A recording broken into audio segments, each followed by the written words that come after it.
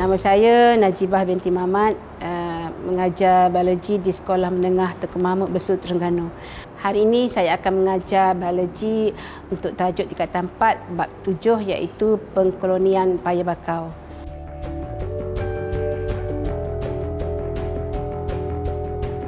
Berdasarkan pengalaman saya mengajar biologi, saya dapati murid-murid saya sangat sukar untuk memahami tajuk ini, walaupun tajuk ini berkaitan dengan persekitaran mereka sebab saya sedar bukan semua pelajar saya terdedah kepada persekitaran pantai. Jadi saya telah mengambil daya usaha dengan memantau pantai-pantai di sekitar Besut untuk membawa pelajar saya. Baiklah murid-murid, cikgu yakin murid-murid sudah pun menjalankan sesi perbincangan dalam kumpulan masing-masing. Jadi cikgu jemput salah seorang wakil kumpulan untuk membentang hasil daripada perbincangan kamu. Cikgu jemput kumpulan R dahulu untuk membincangkan jawapan-jawapan bagi bahagian A. Apakah spesies pokok paya bakau yang hidup di kawasan ini? Avicennia sp dan Soneratia sp. 2. Apakah ciri-ciri yang ada pada Avicennia sp yang menyebabkan spesies ini boleh tumbuh dengan subur di sini? Iaitu sistem akar yang meluas. Ia membantu pokok ini memerangkap lebih banyak lumpur, tanah selut dan bahan organik daripada tumbuhan mereput yang dibawa oleh air pasang ke tebing. 3. Ada lukisan pasal biji benih, struktur biji benih pokok Avicennia sp. Akar meluas mempunyai lentisel. Ini contoh bagi lentisel. 2. Akar pneumatofor. 3. Struktur biji benih bagi biji benih pokok Avicennia sp. Assalamualaikum warahmatullahi wabarakatuh. Saya akan mewakili kumpulan saya iaitu kumpulan S untuk membentangkan bahagian B. Apakah spesies pokok paya bakau yang hidup di kawasan ini? Spesies pokok paya bakau yang hidup di kawasan ini ialah Soneratia sp. Berikan 2 sebab abiosis yang menyebabkan spesies yang dinyatakan dalam soalan 4 dapat hidup dengan subur. Abiosis yang pertama ialah bahan organik. Bahan ini memberikan nutrien kepada pokok Soneratia sp yang disebut tadi. Yang kedua ialah tanah yang berlumpur. Pemendapan lumpur secara beransur-ansur di kawasan ini menyebabkan keadaan tanah berubah menjadi pantai yang lebih kering, lebih tinggi dan lebih padat. Maka Soneratia sp akan disesarkan secara beransur-ansur oleh spesies pokok bakau iaitu Rhizophora sp. Seterusnya, saya akan mewakili kumpulan T untuk membentangkan bahagian C. Apakah keistimewaan pada spesies pokok bakau Rhizophora sp di sini? Pokok Rhizophora mempunyai akar jangkang. Apakah struktur akar yang ada pada spesies ini yang membolehkan spesies ini memandiri di habitat ini? Akar yang berselirat untuk menyokong spesies ini dalam tanah yang berlumpur. Seterusnya, apakah kelebihan akar jangkang bagi spesies ini? Ia memerangkap lebih banyak lumpur dan sampah sarap. Yang kedua, spesies Rhizophora sp yang sudah tua akan menghasilkan humus apabila ia sudah mati dan mereput. Seterusnya, lakarkan struktur akar jangkang dan pneumatofor bagi spesies di habitat ini. Ini merupakan akar jangkang dan yang keluar daripada lumpur ini merupakan akar pneumatofor. Saya mewakili kumpulan U akan membentangkan bahagian D. Pokok bakau di kawasan ini terdiri daripada spesies Bruguiera sp. Apakah nama struktur akar bagi pokok bakau spesies ini? Nama struktur akar bagi pokok bakau spesies ini ialah akar banih. Ia untuk sokongan dan pneumatofor berbentuk lutut untuk pertukaran gas. Lukiskan struktur tersebut. Rakan-rakan boleh lihat lukisan yang telah saya lukis ini. Ini merupakan akar banih dan ini merupakan pneumatofor berbentuk lutut. Baiklah murid-murid, cikgu sambung pembentangan tadi. Kita lihat bahagian D. Lokasinya di pantai dalam Ru. Perubahan persekitaran yang berlaku secara berterusan menyebabkan tanah di pantai lama-kelamaan menyerupai struktur tanah di daratan. Okey, daratan jawapannya Keadaan ini lebih sesuai untuk pokok seperti Nympha fructicans dan Pandanus sp. Ingat bila pelajar bagi contoh kepada sesuatu nama tumbuhan, mesti ada SP. SP ni merujuk kepada spesies. Kita dah belajar tentang tajuk penamaan nama saintifik kan. Pokok daratan yang lain akan tumbuh dan sesaran terus berlaku. Sesaran maknanya menyingkirkan tumbuhan yang asal ya. Sesaran terus berlaku hingga akhirnya hutan hujan tropika terbentuk. Okey, pembentukan hutan hujan tropika merupakan community klimaks bagi keseluruhan proses sesaran paya bakau. Baiklah, ini adalah pelajaran tingkatan 4 ya. Bila kamu naik tingkatan 5 nanti, kita akan guna poin terutama 17-18 itu ya.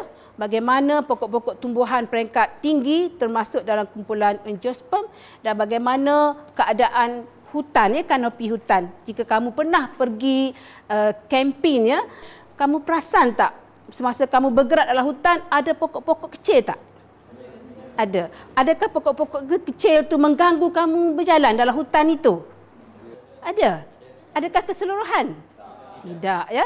Bila kita tengok hutan itu sangat panas atau redup? Kenapa redup? Pokok-pokok yang besar ya menguasai kanopi hutan. Pokok-pokok besar itulah kita panggil hutan hujan tropika ya, termasuk dalam community climax. Okey.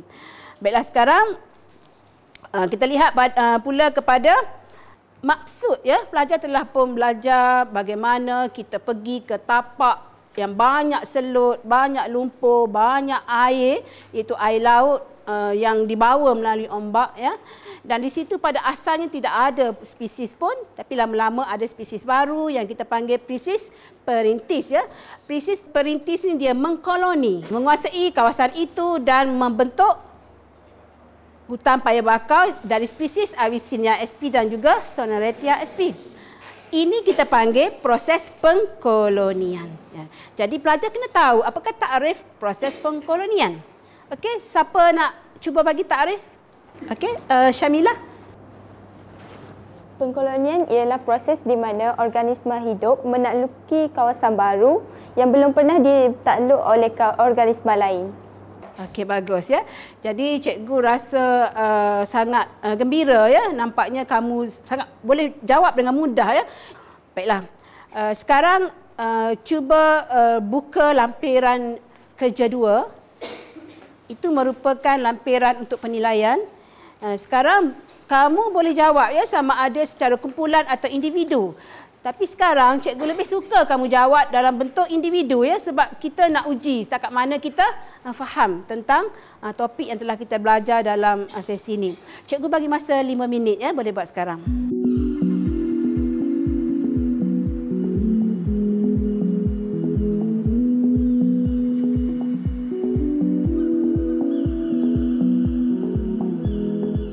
Saya mengambil masa 5 minit ya untuk pelajar menyiapkan lembaran kerja 2 kerana saya mahu menguji pelajar ya menjawab soalan itu dengan cepat dan pantas. Baiklah pelajar, cikgu rasa kamu sudah pun selesai melengkapkan lampiran kerja 2. Sekarang kita tengok sama-sama jawapannya. Pelajar boleh periksa di tepi ya.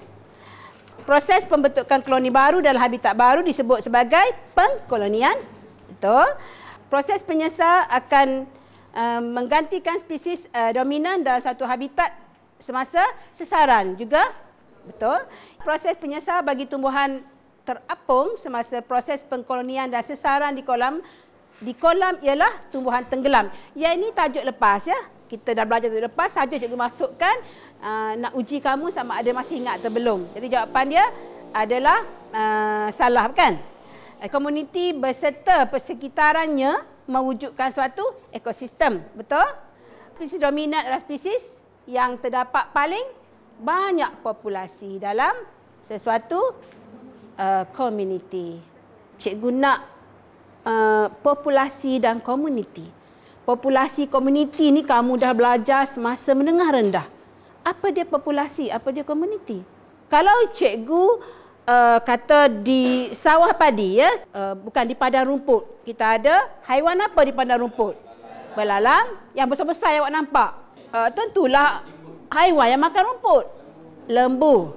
Lagi satu lagi, kambing ya. Jadi apakah takrif populasi? Satu atau lebih kambing? Lebih. Satu atau lebih, lembu. Lebih. Okey, sekarang kat padang rumput tadi ada kambing, ada lembu. Semua lebih. Jadi populasi kambing, populasi lembu. Okey, kat situ juga ada faktor abiosis. Maka kita kata populasi kambing, populasi lembu membentuk satu komuniti. Itu pengetahuan sedia ada kamu yang patut kamu ingat. Okey?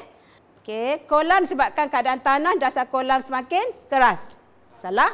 Di paya bakar, spesies perintisnya ialah Rhizophyra sp dan Bruguera sp juga salah. Okey, tentulah salah yang tu ya. Spesies Abyssinia sp terdapat di muara sungai yang terlindung. Salah. Baiklah, negara kita sebenarnya negara yang berbentuk seolah seperti tanjung kan kalau buat peta Malaysia ya. Dan sebahagian besar pantai di Malaysia dipenuhi oleh hutan-hutan paya bakau ya. Okey, kita lihat di skrin ini menunjukkan taburan hutan paya bakau yang telah dibuat kajian pada kawasan Selat Melaka. Okey, kita lihat yang warna hitam ni tebing berlumpur, ini dia. Okey. Yang ini Abyssinia. Ini lumpur ya. Lumpur ini telah mengalami penyesuaian di bahagian atas ni menyebabkan Abyssinia sp boleh tumbuh dengan bagusnya. Kemudian kita lihat yang kedua, yang ini ya. Soneretia berada di bahagian muara sungai. Jauh daripada hempasan ombak ya. Ke sini spesies Abyssinia dan yang ini pula spesies Soneretia. Jadi kita lihat kebanyakan tadi sebahagian besarnya dipenuhi oleh spesies Soneretia ya. Dan Rhizophyra. Rhizophyra. Bila kita pergi, kita berada di tapak Rhizophyra tadi, kita nampak tak pantai? Tak nampak ya. Sebab itulah Rhizophyra ni berada di bahagian yang agak jauh ya. Dan barang kerja dua tu bukan saja untuk mencari ya tahap mana kefahaman pelajar secara personal, saya juga mengesan pengetahuan lalu. Sebab sebelum pelajar pergi ke paya bakau, dia telah belajar sesaran kolam. Sebab itu saya masukkan sedikit soalan sesaran kolam. Nak tahu mereka masih ingat atau tidak. Jadi untuk tajuk ini, cikgu rasa kita sudah sampai ke penghujung.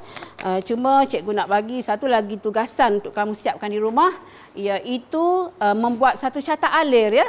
Buat kawasan pantai, kawasan berakhir dengan daratan dan tunjukkan fasa-fasa ya daripada spesies koloni iaitu spesies perintis diikuti dengan pokok-pokok yang akan sesarkan iaitu kumpulan Soneretia, Bruguera, Rhizophyra, Bruguera, Community Climax dan berakhir dengan hutan hujan tropika. Dan cikgu nak buat dalam bentuk carta alir menggunakan konsep peta Eyting. Saya memberi latihan lanjutan ya sebagai kerja rumah tu kerana ya untuk memastikan pelajar-pelajar saya atau murid-murid saya membuat ulang kaji di rumah ya. Ulang kaji ini penting bagi memantapkan pemahaman mereka. Berakhirlah perjalanan kita pada hari ini. Assalamualaikum warahmatullahi wabarakatuh.